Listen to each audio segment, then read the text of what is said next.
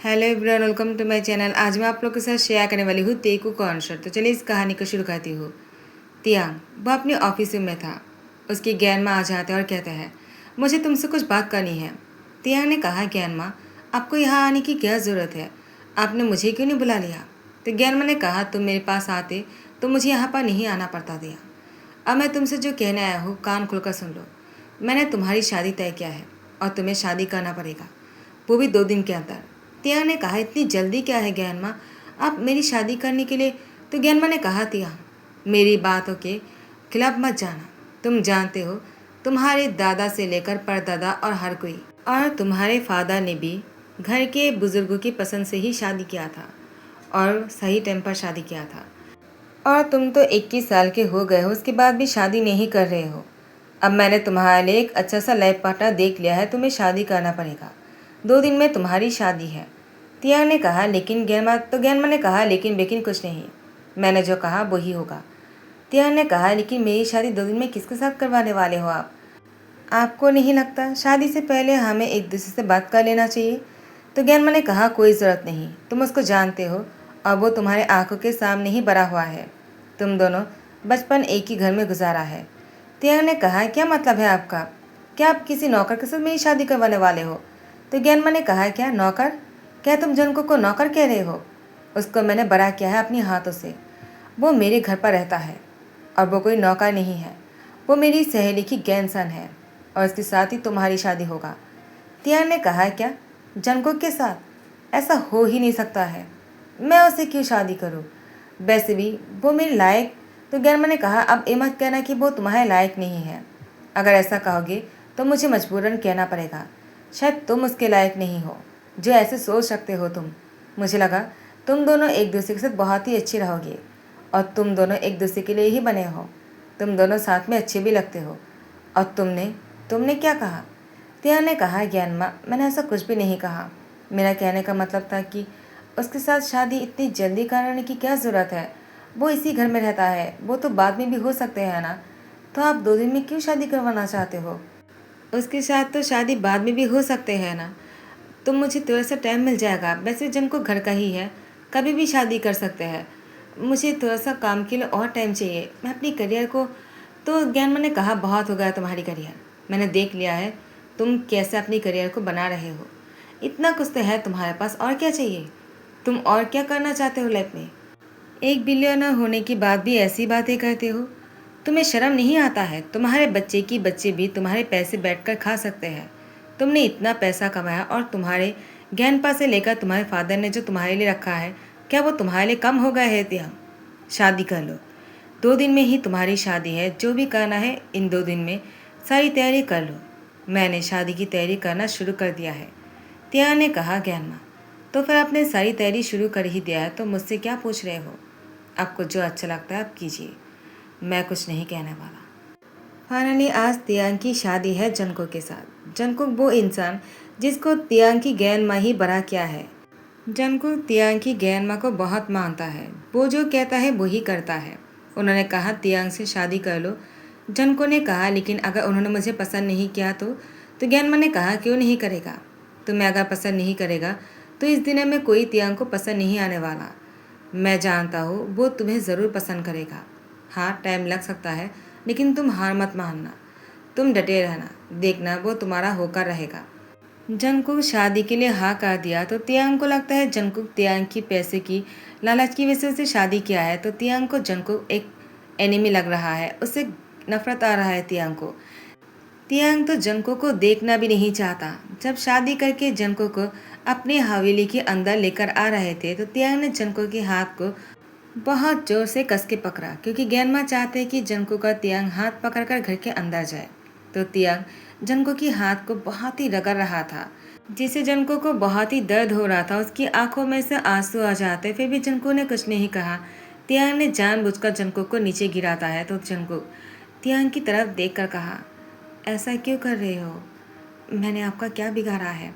तियांग ने जंको को उठाने के लिए ज्ञानमा को दिखाते हुए कहा, कहीं तुम्हें चोट तो नहीं लगी? जंको ने कहा, मुझे दर्द हो रहा है। तो ज्ञानमा ने कहा, उसको गोद में उठा लो। तियांग उसको गोद में उठाकर रूम में लेकर जाओ। जंको तुम हिम्मत मत हारना, मैंने जो कुछ भी कहा उसको याद रखना। जनको ने मुस्कुराया ज्ञानमा की तरफ देखकर और तियांग ने उसको गोद में उठाया। जनको ने कहा, आई एम सॉरी, लेकिन मुझे आपके साथ रहना होगा क्योंकि ज्ञानमा ऐसा चाहता है। तियांग ने कहा, और तुम क्या चाहते हो? जनको ने कहा, वही जो ज्ञानमा चाहेगा। उनका मुझ पर हक है, वो जो कहेंगे मैं वही करूँगा। तियांग ने कहा, तुम पैसे के लिए मुझसे शादी किया है ना? जनको ने कहा, क्या?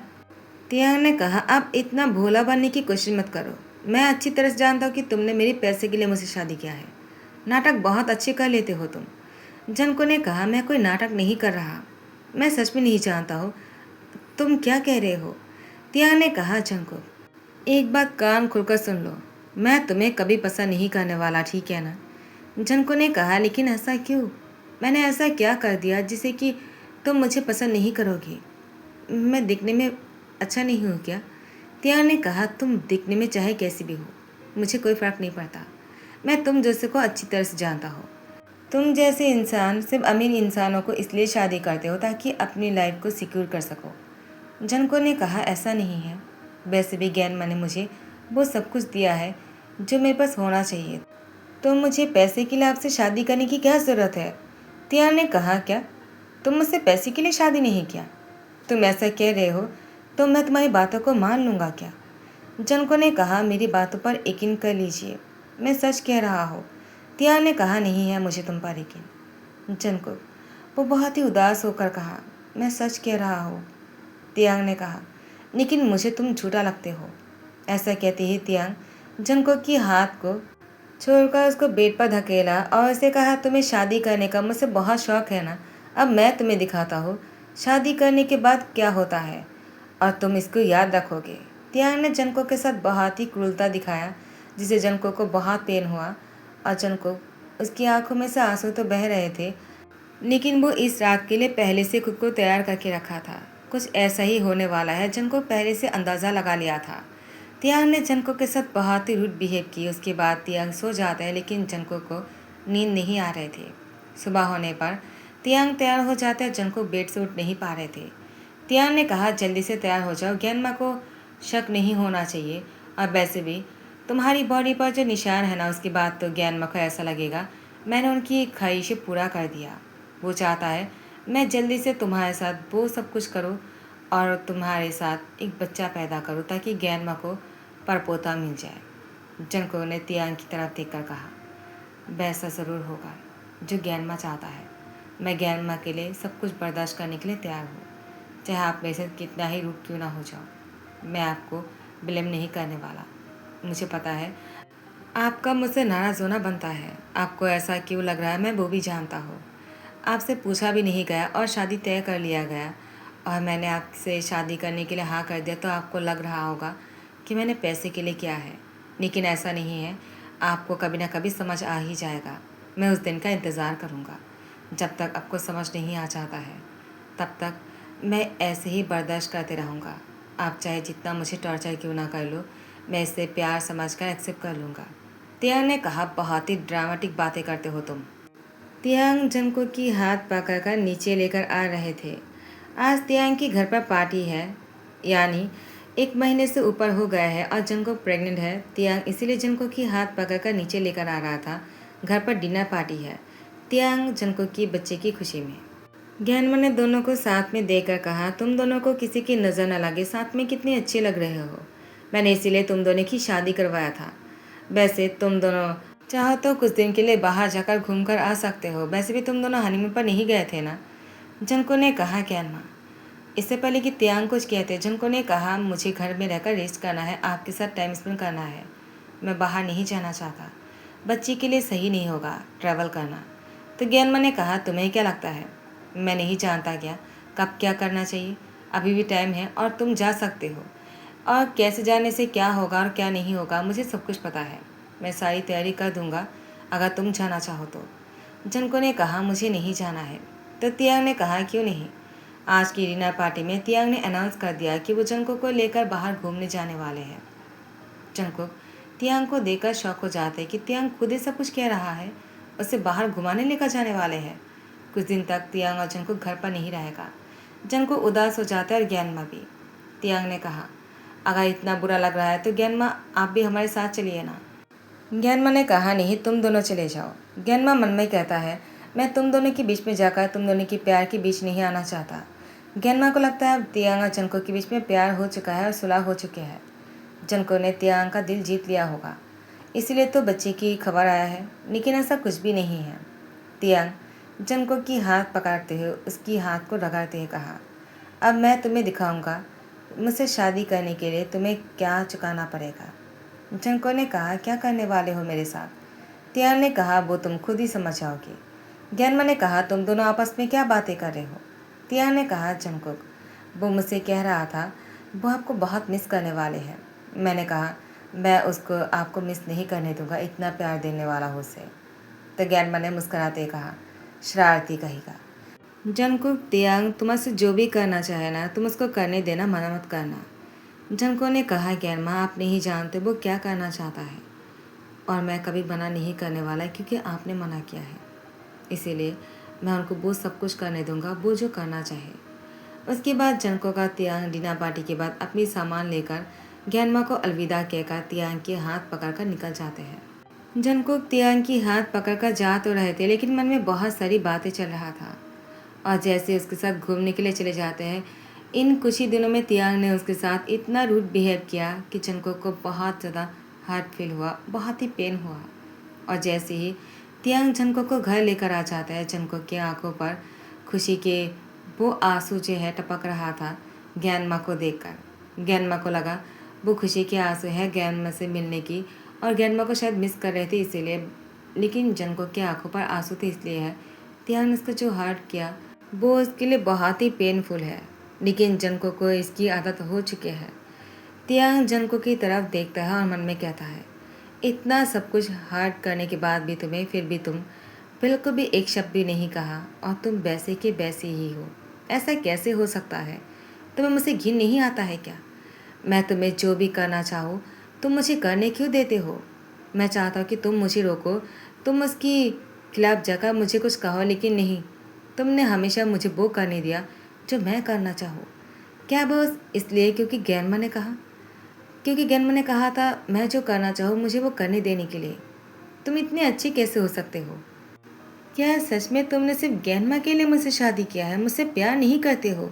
अब तियांग को इस बात खटक रहा था कि जनको ने ज्ञानमा के लिए उससे शादी किया, ना कि तियांग से प्यार करके और ना ही उसकी पैसे की वजह से।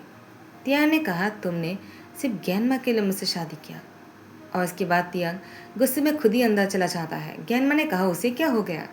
जनको ने कहा पता नहीं। तो ज्ञानमा ने कहा जाओ जाकर देखो उसे कुछ चाहिए तो नहीं। जनको रूम में आ जाते हैं और कहते हैं क्या हुआ आपको, आप ऐसे क्यों रूम में आ गए? तियांग ने कहा तुम मुझसे प्यार नहीं करते ना। जनको ने कहा क्यों? तो तियांग जनको के साथ बहुत ही ज़्यादा रोमांटिक होने की कोशिश करता है। जनको ने कहा आपको हो क्या गया है, आप ऐसा क्यों कर रहे हो? आप तो कभी ऐसा नहीं करते हो ना। मैं तो आपको पसंद नहीं, आप तो मुझे हमेशा हर्ट करना चाहते हो। आपको रोमांस कैसे करना आ गया? तियांग ने कहा तुम मुझे चाहते हो या नहीं? क्या तुमने मेरे पैसे के लिए मुझसे शादी नहीं किया? तुम मुझसे प्यार भी नहीं करते हो, सिर्फ ज्ञानमा के लिए मुझसे शादी किया। मुझे पहले लगा तुमने मुझसे पैसे के लिए शादी किया, बाद में लगा तुम मुझसे प्यार करते हो, और अब जब मुझे पता चला सिर्फ तुमने ज्ञानमा के लिए मुझसे शादी किया। जनको ने कहा ये बात तो मैं आपको पहले से बता रहा हूँ, बस आप ही यकीन नहीं करना चाहते थे। तियांग ने कहा तो फिर तुम्हारे और मेरे बीच में सिर्फ ज्ञानमा की वजह से रिश्ता है। जंको तियांग की तरफ देखकर कहा हाँ, लेकिन आप क्या समझाना चाहते हो? तियांग ने कहा तो फिर ठीक है, मैं तुम्हें डिवोर्स देने वाला हूँ। जंको ने कहा क्या, तो हमारे बच्चे का क्या होगा? तियांग ने उस दिन जंको को गुस्से में डिवोर्स की बात तो कर लिया था, लेकिन बाद में उसको रियलाइज़ हुआ कि वो जंको से प्यार करने लगा है, उसकी मासूमियत देखकर, उसकी सच्चाई देखकर, और वो उसको डिवोर्स नहीं दे पाता है। उसके बाद जंको के साथ अच्छे से पेश आने की कोशिश करता है, और आज जंको की गोद में एक बहुत ही प्यारा सा सन है, और तियांग के घर पर एक पार्टी चल रहा है बच्चे की 2 महीने की होने की खुशी में। और तियांग उसी पार्टी में जंको की हाथ पकड़कर सबके सामने जंको को प्यार की इजहार करता है। जंको इमोशनल हो जाते हैं और ज्ञानमा ने कहा सच में तुमने तियांग की दिल जीत लिया, और वो दिन दूर नहीं, अगर मैं यहाँ पर नहीं भी रहूँगा तो तुम दोनों साथ में खुश रहने वाले हो। तियांग ने कहा ज्ञानमा ऐसा मत कहिए, जनको ने कहा, ज्ञान माँ, मैं आपके बिना नहीं रह सकता। आप ही हो जिसने मेरे लिए इतना अच्छा हस्बैंड ढूंढा है। तियांग ने कहा, तुम ऐसा नहीं कह सकते हो, मैंने तुम्हारे साथ बहुत ही गलत किया। तो जंगकुक ने तियांग की लिप पर फिंगर रखते कहा, आगे कुछ मत कहना, मैं नहीं चाहता कि ज्ञान माँ को पता चले। जो कुछ भी हुआ है उसके भूल जाना ही अच्छा है। तियांग जंगकुक को गले लगा लेता है और अपने बच्चे की फोrehead पर किस करते कहा, तुमसे जंगकुक है मेरी सन ही नहीं, तुम जंगकुक के दिया हुआ वो गिफ्ट हो जिसके मैं जंगकुक का शुक्रिया अदा करना चाहता हूँ। तुम्हारा बहुत बहुत शुक्रिया मुझे इतना प्यारा तोहफा देने के लिए। हमारी प्यार की निशानी, इसका नाम इश्क है। तियांग की नाम सुनकर जंगकुक खुश हो जाते हैं। उसके बाद यहीं पर ही हैप्पी एंडिंग करता हूँ। अगर आप लोग को कहानी पसंद आते हो तो लाइक कमेंट शेयर करना मत भूलना, सब्सक्राइब कर देना। Thank you so much, bye, take care.